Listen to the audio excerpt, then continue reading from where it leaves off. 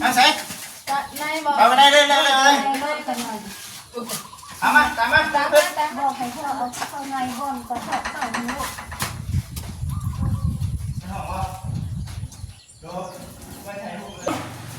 จื้ออยู่บ่อันเลยพรจื้อเนาะ กินมันก็ต่างกันอยู่แล้วเนาะเบิ่งเนาะโอ้3 ศอกกินเลย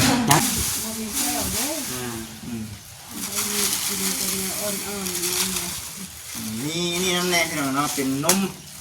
มันจะเป็นขนมเนาะเป็นนมเป็นขนมเด้อ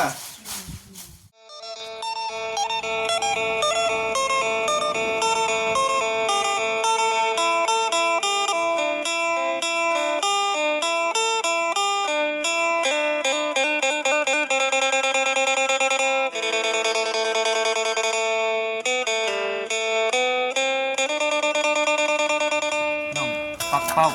น้องตาเป้าเด็ดกำลังเด็ดจ้าพี่น้องเนาะใบ1 บ่าย 2ว่าซั่นโธ่กำลังเหลื่อมซั่นพี่น้องเนาะพอดีว่าหากมาเหาะเทือนเอ่ยพรในห้างลูกซองหรือว่าแม่น้องน้ำเพชรนั่นแหละพี่น้องเนาะอีก4 ละทานก็เคยเลยเบิ่งคลิปเพิ่นหลายปีที่ผ่านมาหรือว่าหลายเดือนที่ผ่านมานะพี่น้องเนาะวันนี้ก็ได้มีโอกาสเข้ามาอีกพี่น้องนะเพราะว่าจะเป็นมีข่าวดีแน่ท่านก่อนอื่นก็ทักทายสบายดีด้วยพี่น้องเด้อเนาะพบพ่อกันอีกคือเก่าวันนี้ก็ได้ช่วงค่ำช่วงแรงพี่น้องในช่วงบ่าย 2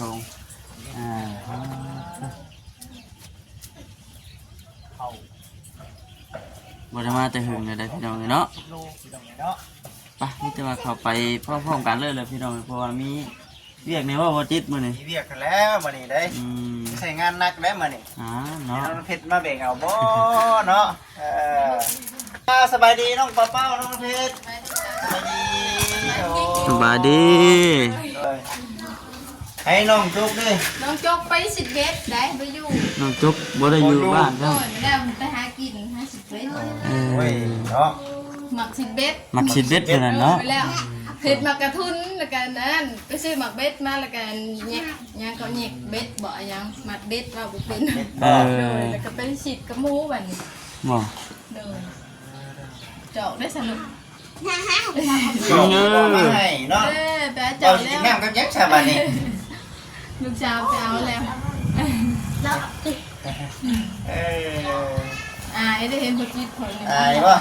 ไงแล้วว่าไงบัดอายกันเนาะไงว่าบัดอายบัดเลยบัดพอจิตพอตาเมื่อวันมื่นมาสัมภาษณ์การร้องเพลงแล้วบัดเพลงว่าบัดโดยไปแล้วบอกว่าร้องให้พอจิตพักแล้วใครได้เงินแต่พอจิตเมื่อผันร้องตอนพอจิตพอตามาผันบ่ร้องกันทั้งหายดิแล้วไอ้จอกนั่นละมั้งโอ้จอกเกี้ยวโอ้เนาะแขวไปใช้แขวก็บ่เห็นฮะกดไม่ตู้ก็ได้ปุ๊บปุ้ยมาโอ้ยสบายดีสบายดีตัวหาชื่อไม่เท่าคือบุมี่ว่ะว่าจะเอาไม่เท่าเนี่ยมันกูเห็นเขาขายอยู่ใช่ป่ะจะมีอยู่บ่ไม่เท่าน่ะบุมีแล้วมีแต่ไม้เหรอบ่ใครในอยู่บ่ซะก็ว่าขน้อยสิเล่าสู่พังชีวิตขน้อยดีช่วงละเดี๋ยวนี้เอาเป็นได้ไงอันนี้บ่บอกเลยบ่คือเจ๊คือเป็นโอ้ดีเลยไม่เท่าได้ซะคำว่าเอาไม่ซ้ำโดยไม่เท่าก็แห้งจ้าทู่แต่ขน้อยไปไกลต้องได้ใช้คนเท่าอยู่เฮือนบ่ได้ใช้ก็ได้ไม่เนาะแล้วคันอยู่ในเรือนนั้นได้อยู่ที่ก่อนบ่มีเนาะไปไกลก็ต้องมีไม้กันนะ90 ปีนี่แหละจะว่าเขาขายอยู่ใช่ก็บ่ฮู้บ่มีติไม้กระเฒ่ามันต้องอยู่แบบต้องแบบสั่งเอาบ่สั่งเอาบ่ได้ว่าอยู่ตามตามที่นอนที่นี่กี่บ่บ่จิตบ่มีนะคลินิกเนาะบ่มีต้องสั่งเอาสั่งกันอยู่ในอันห้องหมอหั่นน่ะแบบนี้คุณแม่ให้แล้วพัดลืมไว้ใส่แม่เอาให้กับอันฉันก็ไม้ต้นได้ไม้หิดต้นฮะลงมันไว้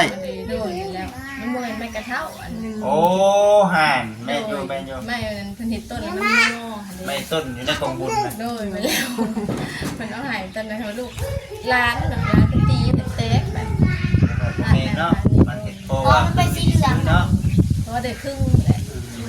แล้วจังหวะหาชื่อบ่เห็นเอ้าต้องขายนี่ซะเปิด บ่ค่อยเห็นเขาเจ้าขาย เนาะเอาซะเนาะมีแต่ว่ายังอันเดียวหันแล้วบ่ได้เนาะเนาะวันนี้น่ะชื่อข้าวเหนียวมาให้ข้าวเหนียวจังไรเพิ่นตู้ คนน้อยไปบ้านหนองพางมาได้โซะปลายขนาด ชอบไป หลานให้ ไปฮอด ข้าวสาร เนาะ เนาะ น้อยโซะครึ่งขนาด โฉกเลย เขาเจ้าแน่เขาเดียวแน่ลูกหลาน เจ้า โดย ซึ่งตัวนี้มักกินข้าวเจ้าหรือข้าวเหนียว กินข้าวเหนียวไม่ได้ข้าวเจ้าไม่ได้ทำลูกหลานให้จะให้มันส่งแล้วข้าวเหนียว แนวหนึงเบิดก็ยังแนวหนึงเนาะ เพิ่นเอาไปขอน้ำพุทธ โด เนาะ ย เบิดก็มีแต่เมื่อน้องพัก มดขน้อยมดก็มดด้วยความจำเป็นเด้อขออนุญาตว่าทางบ้านเมืองพน้อยในก็จะเชื่อเด้อ เป็นได้ไง เห็นว่าว่าขน้อยได้ยินนิดหมิวเมื่อวานนี้ลูกหลานเราให้ฟัง ว่า ว่าโครงการบ่มาใกล้เจ้านั่นเพิ่นนั่นว่าถ้าเจ้าเอาเข้าไปขายเอาขายยามใดข่อยบ่ได้ขายเขานี่ตอนขายให้แม่ทองวันตอนมันจำเป็นค่อยโซหันบ่มีเงินให้เพิ่นเฮ็ดเสร็จเช้า เมื่อวานนี้บ่ โดยบ่อันขน้อยเราไปลิ้นนำลูกฮักแล้วเขาละเว้า โอ้ ใช่ ได้ เมื่อ ยิ วาน น ได้ยินเมื่อวานนี้ไป แต่บ่แม่นเด้อพอขน้อย สิเป็นหยังบ่ได้มีความคิดความนั่นใดทางทีมงานก็ได้เนาะ เว้าให้พ่อแสนทางนั้นนะเอาว่าผู้ค้ากันยอมผู้ค้าได้ขายชอบนี่จำเป็นที่สุด ตะกี้พุ่นน่ะว่า โอ้ยแต่พุ่นแหละ โดนแล้วตั้งแต่จุพอมาซอยไปแล้ว โดย กับตอน เดี๋ยว ข เจ็ดแสนซาวพุ่นละก็ไข่ อันนี้น่ะ โดยมันจำเป็น สิขายหรือบ่ขายนี่ก็ บ่มี อันนี้บ่จิตบ่สามารถสิบังคับได้ โดยโดย เพราะว่าเฮาผู้รักผู้ใหญ่เพิ่นก็ให้ไปแล้ว โดย แต่ว่าเนาะ เขานอนแล้ว เฉพาะจำเป็นเท่านั้นเด้เนาะ โอ้ย ถ้าซื้อดินซื้อกินนี่14ก็บ่พ บ่ อ แม่น เออ บ่ มั เฮ็ น ด บ่จำเป็นจุขน้อยแห้งบ่ขายเลย เฉพาะยามจะเป็นอย่างเดียวเนาะ ได้ข่าวเสมอ เบิ่ สอบ น หนึ่งหก เดียว เจ็ด บ่ แส เฮ็ด น ห เล ยัง ยเนาะ คุณเขาน้อย ถ้าหากว่าโอ้ยเฮาเจ็บเป็นอยู่เจ็บออกแฮงอยู่บ่มีเงินจัก บ่มี 40 10 50นี่ก็ขายก็ขายได้ โด สิ ย เป็นหยัง โดยเขาน้อยสิเลิกบ่ว่า ยื ให้ มได้ให้ยืมได้ขนาดนี้ก็ถึง สาธุเพิ่นมาเป็นโฮมโพโฮมใจผู้ค้ากินแน่ทานน้ำ อ่า สองมาเวียกบ้านการเมืองสามมาล่มเสียหายตายสิจะภาพสามเมื่อกี้นี่เห็นบอกเป็น300,000 ซาวแล้วให้พวกเขาน้อยหาแบบใดมันจังทัน เออ มาสมณโค50เข้า2โลเงิน50เพื่อนหนึงบ้านเนี่ยเพื่อนแรกผู้ดิเพื่อนละแสนเขาน้อย3เพื่อน300,000เลยเข้าก็6โลแล้วให้พวกเขาน้อยเฮ็ดจังไดเวียกบ้านการเมืองเขาน้อยต้องได้เฮ็ดน้ำเพิ่นพอ แม่น นี่ก็จำเป็ เดี๋ น ยวนั้นมันบ่มีก็จำเป็น นี่จะพยายามมาเนาะ โดย นายไม่ที่ ชาวบ้านตัวผ้าตัวแทนโลดผู้ค้าบ่ได้เฮ็ดแบบนั้นเฮ็ด อย่าดอกน้องเบ็ดจะดีเนาะมีแต่ว่า ดีใจมาเป็นโฮมโพโฮมไซผู้ค้าได้สร้างบุญทำทานโอ้ดีใจแล้ว ได้เอาบุญน้ำกัน โดย หน่อยบ่มารับย้อนผู้นี้นะนี่ โฮมโพโฮมไซผู้ค้า สิบ่มาใกล้ย้อนผู้นี้แล้วนี่เบิ่ง ดื้ออหลีพอเอ้ยมากเลย อย่าดื้อ ห เด้ วั อ ดกาเที่ยวเลดไปแลนมาวันนี้มีม้าตัวหนึ่งเลยม้าถือว่ามันกัดคน เออ มันฉวบขนมคน น่ะ มา ระวังเด้อ แม่อายุซื้อว่ะนี่แต่เพิ่นยุดมันคาบขนมกันนะมันยุด ความ ดี ที่ดื้อหลานก็ดีพอเอ้ย ไปเลยกับไปน้ำบริการไปเลยกับสุกไปน้ำเด้อ มันดื้อ ไปซะเนาะ โดย มื้อนี้น่ะมีผู้รักผู้ใหญ่เพิ่นให้ซื้อข้าวมาให้ โดย ซื้อข้าวมาข้าวเหนียวข้าวเจ้า โดยสาธุ ก็สิเอาข้าวมาลงไว้แล้วก็ โดย สิได้กลับเนาะบ่ครับเนาะ โดย เอาน้องน้ำเพชรเป็นมือกล้องได้อยู่บ่นี่น้องเพชรได้ว่า2กล้องผู้ใดบาดนี้ บ่บ่ครับบ่ครับตั้งไว้นี่ก็ได้ นะ ตั้งไว้นี่แหละ ตักไว้ให้ประมาณนั้นเป็น เดี๋ยว ว่า ไป มัน เอาคนแบบเนาะ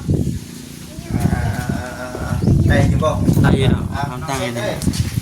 เจ้าก็สิเอาบ่ต้องเฝ้าเอา ตั้งกล้องไว้นี่ก่อนพี่น้องเดี๋ยวสิไปหามข้าวนำบ่จิตเพิ่นก่อนเด้อพี่น้องเด้อเนาะโดย มันได้ยินคนน้อยคนน้อยแล้วแม่แล้ว เอา ได้อยู่บ่นี่ ขโมยตัดตีนแล้วคนได้ทำได้ป่ะคนได้โตอย่างนั้น เอาได้ก็ไปเลยน้องบ่เฝ้าอันนี้มันไปหาเป็นไปเด้อ โตคนแม่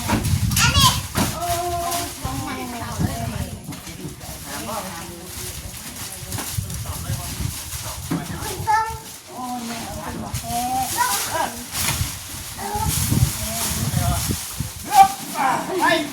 ไปน้ำมาโอ้ก็อย่าทักไปไหนอาศัย ก็นายบอก เอาไปได้เลยเลยตามมาตามมา ตามมาตาม บอกให้พ่อเอาเข้าในห้องก็เข้าในลูก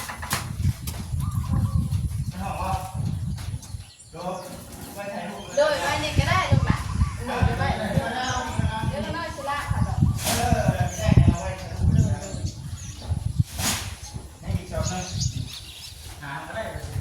ถามเนาะ น้อยน้ำสอนอยู่บ่ เขาเขาทำอะไรอยู่หรอ เอามึงมาถ่ายเถอะ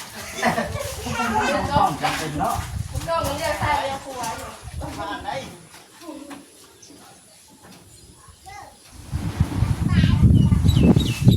นี่เป็นงานเป็นเป็นยี่ห้อนะ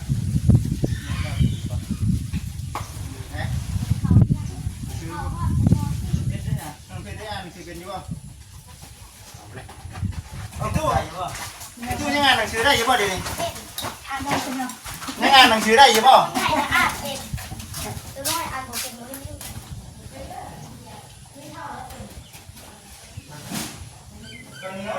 เจ้าบอกแล้วคนนี้ชอบเจ้าที่ชอบนัก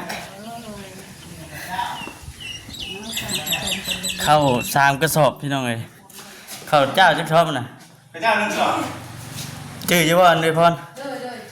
จื้อเนาะ เจ้าเลย มีมันก็ต่างกันอยู่แล้วเนาะ จื้อ เบิ่งเอาโอ้3 สอบที่เลย นักเนาะ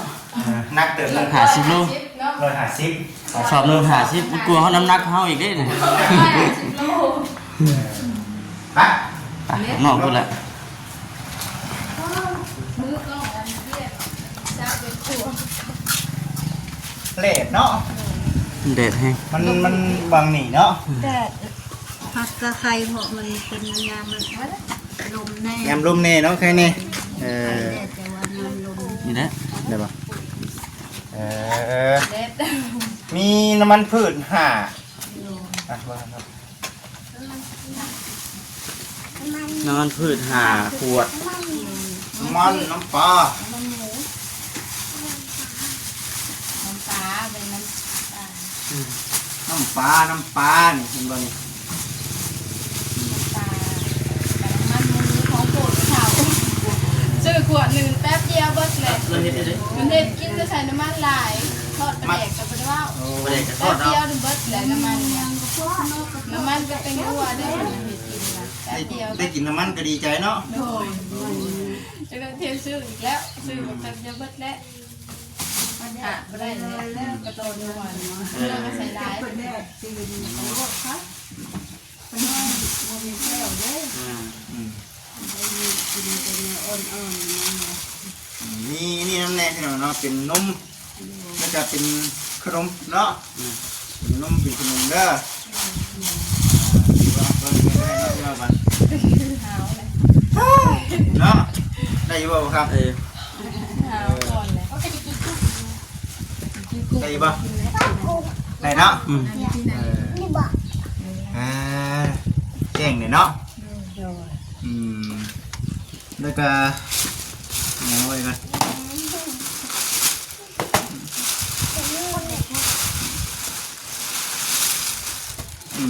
นมน้ำ นมสำหรับคนเขียวเหียน เกลือเทียน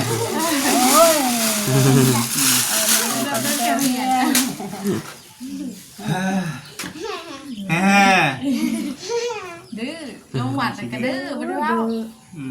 แล้วก็เล่นลิ้น ดื้อแลนหั่นแท้ๆเด้อ ก็เพชรเวียกผู้ใหญ่มีจะเพชรแท้ อยากกินบ่ รวยอยากล้างบวงหมด อยากกินบ่เบิ้งจะให้เบิ่งไหม ลงหวัดแล้วก็คุณแม่เพิ่นเอาให้ขนมนมน่ะบ่ได้เหลือลงไปล้างถ้วยซะเพิ่นได้เพิ่นให้ใส่ถุง จะเป็นผู้ใหญ่เด้อเป็นผู้ใหญ่อยู่ทางต่างประเทศเป็นพ่อลุงเนาะพ่อลุงเพิ่นอยู่ทางสหรัฐอเมริกาพุ่นแหละ โด เพิ่นก็ตั้งจิตตั้งใจว่าซื้อไม่เท่ามาให้แน่ว่าซั่น โด ไม่เท่าปัจหาทางบ่ได้ห้านกองบุญก็มีเนาะกันไม่เท่านั่นน่ะนะ แม่ใส่เขาใส่กองบุญให้ แม่มัน มันนั่นคือของคุณแม่เอาให้เดี๋ยวจำมันงอๆ แม่ แต่เดียวกันนั่นแหละ แม่นมันก็เลยว่ามันบ่แม่น แม่ ว่า เอาให้แล้วพัดร้านไปพากเด็กซะ มันบ่ทนเนาะ มันอ่อน ได้มา นี่กินบ่นี่ เอาเฮ็ดได้เอาก็ให้เจ้า ไล่มาเลยแม่พลาดพื้นแล้วมันก็ฮัก เออ ไล่มาบอ มั ก นบ่มันเนาะกินบ่นี่ บ่จื้อเฮ้ยนึกว่าลูกเฮ็ดแม่เฮ็ดเองจ้ะ พี่ดาวโอ้ย อ๋อมีแต่ว่าจังไดก็ตามเต้เลยเนาะเอาไม้ไปก่อนเนาะเดี๋ยวบ่จิตสิลองโชคหาเบิ่งคันว่ามันมีก็สิซื้อไว้ให้เนาะสิซื้อไว้ให้คันว่ามีก็ใครแน่บ่ตู้ โดด ใครแน่คันว่าใส่ไม่เท่านะใครแน่บ่ ใครคันนี้ไม่เท่าแล้วขน้อยไปไกลได้ ก็ได้จังไปแน่เนาะ โดยได้จังชูแหงน้อย แล้วคันว่ามีแบบคร่าวๆเนาะบ่ครับเนาะก็สิลองซื้อมาให้นำโอ้คือเด็ดไม่ตู้ซื้อมาให้ก่อนนะก็บ่แน่ว่าเงินผู้ใหญ่เพิ่นดอกก็บ่มีก็สิซื้อไว้ให้เนาะ โดย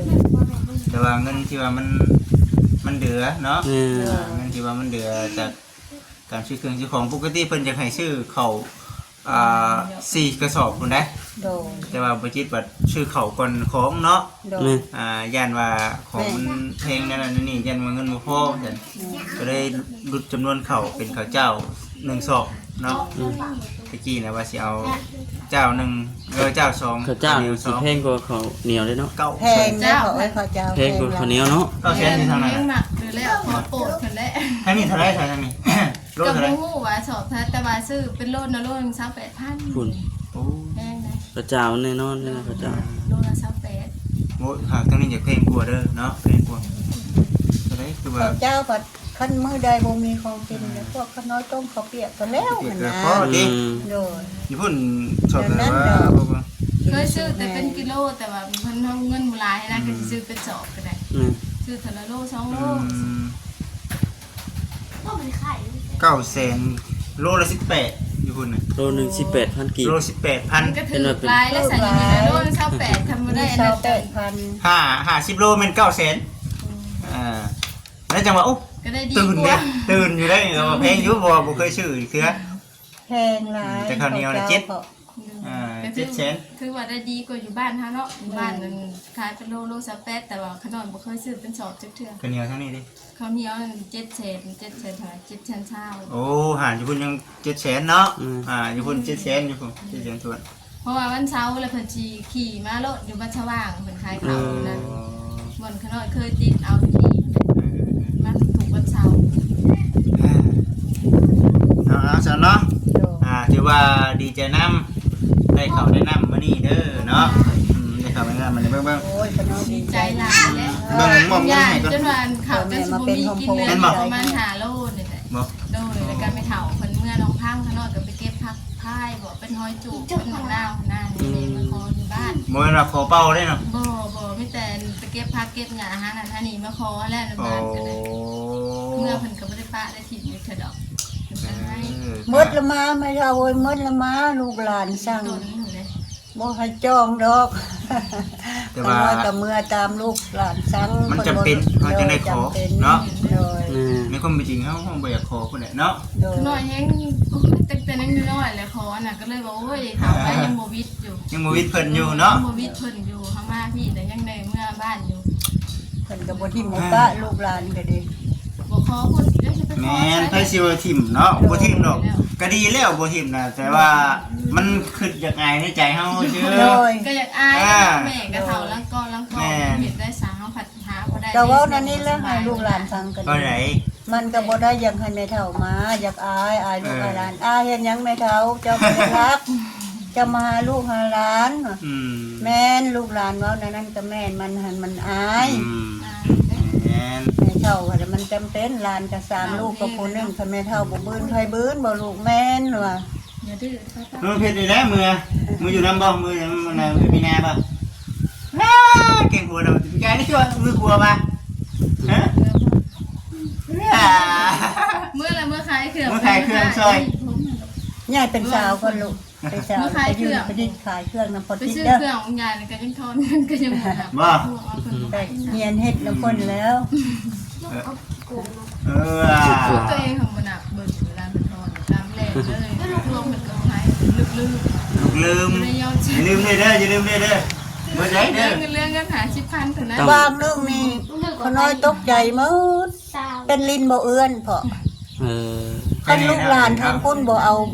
ซอยบ่ปัวซอยบ่ การ เป็นตัว เที่ย ค วน ฉีด ซะ ยาอยู่ยาบำรุงเด็กบำรุงเลือด จะเป็นบุญแหงอย่าง แม่น ขน้อยเมื่อแล้วจักยายังเอามาต้มหอมต้มกินต้มอาบต้มพูดแล้วคนละลูกหลานทางพุ่นละหายานะซอย ต้มอาบแม่เท่าต้มอาบต้มกินให้มันเด้อโดยสาธุบุญจะดี กิน ใจ ยา ลูกหลานบ่ป้า อันนี้เป็นหวาน นั่นเต้นอันนั้น ทั้งยาพื้นเมืองทั้งยาห้องหมอเนาะ ยาลาวเฮานะพ่อ อืม เป็นฮัก อย่า ว่า หักไม่ อย่าหักไม้ ไม่อย่าเพิ่น ต้ เมื ม อง ลินบ่เอื้อน ไปฉีดยาในการหมอเพิ่นว่ามันคุ้มแต่3 ชั่วโมงยานะกันบ่ได้กับ5 วัน5ยาก็ เป็ กิ น น มันซะแม่ปัดบ่ฮู้จักเสียงจะมันเป็นหยังมันคือนานลูกแท้ไปเบิ่งอยู่ว่านอนเสือกเลือดเป็นบวกนอนตกใจหมด เป็นบวกบ่รอได้เกิด โย อย่า เป็นบวกแล้วผู้ใหญ่เนาะเท่าอันสิ้นเปียกหมด โยลูกมาลูกมา เป็นบวกดิได้กลัว ลูกไปเบิ่งแล้วเพิ่นบอกว่านอนเกือบ เช็ดเลย โอ้ บอกเขาโชว์เขาว่าได้เป็นตู้นี่ คนในบ้า เป็น นเล่นพอยาน่ะไม่ใหญ่เพิ่นละใหญ่ๆนั่นแหละไปขอ ว่าย า ยังว่า มาต้ม เกินคนนะ เราเป็นห่วงนี่ เราเป็น เนาะ เฒ่าเป็นห่ว บ่ ง เป็นเนาะเพราะจะเป็นบ่เป็น เราไปจะคุ้มบอกแล้วนี่เนาะอยากอธิบายไปจะคุ้มบอก จะเป็นแน่ๆเราเป็นจังว่าว่าจะเป็นว่าพญา ห้ามพูดหัวเลยแก เอ้า ไปจะไปเด้อเนาะจะได้กลับก่อนไปเวียกไปงานพี่น้องเลยเนาะ โดย เพราะว่าทั้งแต่พอเรามีเวียกในอยู่เฮือนน่ะเราเลยโทรมาว่า เพราะอย่าให้ผู้ฆ่าเด้อ อยู่ไหน ของเงิน อย่าให้กันเหลือกับ ขอเงิน โคตรผู้ฆ่าเนี่ยจัก5-60ติดถุงบ่มีเงิน โอ้ย บ่พอขอรถได้ เบิ้งเสยเบิ้งนี่นะ บ่มีเงิน เอาวะ บ่ติดถุง สมมติว่าผมมีหาคลิปเลยจ้ะ บ่มีก็บ่เอาบ่มีไปสิบังคับ สมมติว่ามันมีชำนี่เลยจ้ะสิเอาอยู่ว่ามีชำ โอ้ นี่ โหผู้ฆ่าบุญล้นฟ้าบ่เคยเห็นจักเทื่อ บ่เคยเห็นเพราะ จำเป็นเนาะเราก็บ่มี แม่เราจำเป็นเรา เพื่อไว้ก็น้อยบ่แม่นหยัง น้อยกันยังว่าแบบเรามีเงินอยู่หา10,000เท่านั้นซื้อแต่บ่มีเงินบ่ทอดให้ เออ ล้นฟ้าแล้วผู้ฆ่าก็ได้สำนั้นน่ะ ใช่มานั่งอยู่นี่ดูโดนโกงล่ะโดนโกงล่ะฮะโดนโกงวะเนี่ยนั่งอยู่นี่ นั่งนี่นี่ เอามาตั้งที่ เพิ่นไว้หน้าเพิ่นเนาะ คุณเดี๋ยวหน้าไปหาพ่อผม นั่งก็ดีไหม แม่มีเงินหา10,000บ่ไปซื้อเลยน้องเพชรบ่ได้นับจับมาเลย กลับมาแล้ว บ่ทันนั้นนี่เด้อขนาดนี้เงิน ก็เหลืออยู่ด้านเช้า6,000 ยัง มันไปซื้อ4,000เลย เออ ยังเงินน่ะ เช้า6,000แล้วก็ขนมไปซื้ออันชาบูกับยาซ่าเบิด แม่ เบิ่แล้วบัดนี้ เบิดแล้ว เงินบ่มีที่ถุงบาทนี่เนาะ บอกคน จำ จริง เป็น เล เลย ยโอ้ย ลืมบ่ เออ จนแม่ว่าไปแม่น้ำเผ็ดว่าเงินไปหาชีพได้ทุกคนนี่ เพราะเพิ่นก็ลงๆคือกันนั่นแหละไปบ่โทษท่านนํเนาะ ก็โทษลูกมันแล้วมันบ่ลงคอซื้อมาให้จื้อได้ ชื่อรู้บ่ชื่อซอยนี่แหละเบิ่งน้ำเด้อเป็นเงินนั่นเด้อ โอ้ยเอาไว้นี่ เป็นเงินพอลุงเพิ่นเด้อเด้อเนาะพอลุงเพิ่นเบิ่งจักแสนเนาะบัดนี้ย่านมันบ่พอเข้ากับเครื่องของแน่ก็ได้บ่ได้ซื้อฮอดข้าวเต็มเฉาะแบบว่าเต็มจำนวนเนาะ โดย เป้าหมายของเพิ่นให้ได้4แต่ว่าไปจิตเอา3 โดย ย่านบุพอเครื่องของอะนะเดี๋ยวก็ได้เบิ่งนำมันก็1 2 3 4 5 6 7 8แสนกับ6 แสนกับ15,000 8แสนกับ15,000เด้อ8แสนกับ15,000นี่แหละนี่เก็บไว้ให้ถุงให้ไทยเพิ่นก็อยากให้ บัดบุญบัดทานบัดนั้นบัดนี้ย่า แม่นบ่ตีดอกบ่ตี แล้วมันก็เคาะหน่อย เบิ่งดูให้น้องน้ำเพชรจับนมมือเอาเด้อ เดี๋ยว ยืนให้แม่ตู้ก็ได้ยืนให้แม่ก็ได้เด้อเนาะนมมือเอาได้เด้อพ่อลุงเด้อเนาะมองให้แล้วได้เรียบร้อยแล้วมาพี่มานั่งพี่มานั่งใกล้ๆนี่นะนั่งพี่ โยเอาอันนี้ละไปแล้วเอาที่ที่ไหนใบแสนนี้ออกไปให้คุณลุง แล้วลมพัดไปแล้ว ได้แล้ว เอาบ่ บุญขอบคุณเพิ่นบัด น้องเพชรเด้ย รอผมดู คุณเด้ยอยู่ดีมีแฮงเด้อมาดัง ขอบใจหลายๆให้ร่ำให้ด้วยต้องใครว่าให้ใหม่ทุกน้ำอะไรนอนรับให้ได้เงินหมื่นตื่นมาได้รูปแบบค่าให้มาเบียดนั่นค่ะยกวีซ่า ๆช้าใครเนี่ยกลัวเก่าได้นึงเนาะใครเนี่ยกลัวเก่าตะกี้รถจบฉะนั้นยังไงน่ะ อ่ะถูกแล้วบ่ นี่ พอ คนนี้จะของเขาคนนี้เขาลูกมาช่วยนะฮอดแล้วของทานของผู้ขาดนี่ฮอดแล้วเดี๋ยวของเจ้าขององค์ที่คนนั้นให้คนมาส่งผู้ขาส่งพ่อผู้ขาเด้อพอจะทิ้งเราทำเจ้าองค์เขาทำจงเบิ่งจงเงียนทำจงเบิ่งเงียนปกป้องรักษาปกป้องเดินทางเอาให้ตลอดปลอดภัยทุกเงินพบกันพบคนที่ทำเป็นงามเด้อพบผู้ขาผู้ขาส่งผู้องค์จ้า เอาให้ไปตู้เก็บไว้ดูบัดนี้เอา ผู้ขาจะสร้างบุญทำทานแล้วโอ้ย ให้จมว่าผมมีเงินที่ถงที่ไทยอยู่เนาะใช่ผู้ขาจะได้ตั้งบาตรทำบุญ ทำบุญน้ำแน่ซ้ำที่ใช้ได้เด้อเป็นบุญที่สินกับซ้ำที่เฮาเฮ็ดได้แหละก่อนเฮาสิเฮ็ดกับเฮาเบิ่งเฮาตัวเนาพร้อม คนเล่นมาเป็นคนโชว์คนชายผู้ขาเด้อในมื้อนี้วันนี้ เดี๋ยวไปหุ่นเนาะท่านน่ะนุ่มๆสิพาซุ่มนุ่มสิดินเทวดาไปนี่เนาะมาสมา ไปบัดนี้ไปเอาสบายดีเด้อ โอเคอยู่ดีมีแฮง ดีมีแฮง พอจิตพอข้ามกันด้วยกัน เลย ให้รวยเด้อปีใหม่ก็ขอให้พบพอแต่สิ่งดี โด ๆ ย ให้ตลอดปลอดภัยแคล้วคลาดภัยอันตรายใดทั้งปวงเด้อ โดย เวลา ถูก สา ถูกพี่น้องเนาะ อยู่ดีมีแฮงเด้อมาสบายดีโอเคพี่น้องเอ้ย ดีใจนะ ขอ ดีใจ ถาม นะ ว่าจิตฮอดหรือบ่3 โมง ฮอดแล้วฮอดแล้ว พอได้ไหม3 นาทีแล้วไปแล้วบัดนี้ที่ ไปพี่น้องเนาะเราจะจบคลิปกัน ไป ไปสบายดี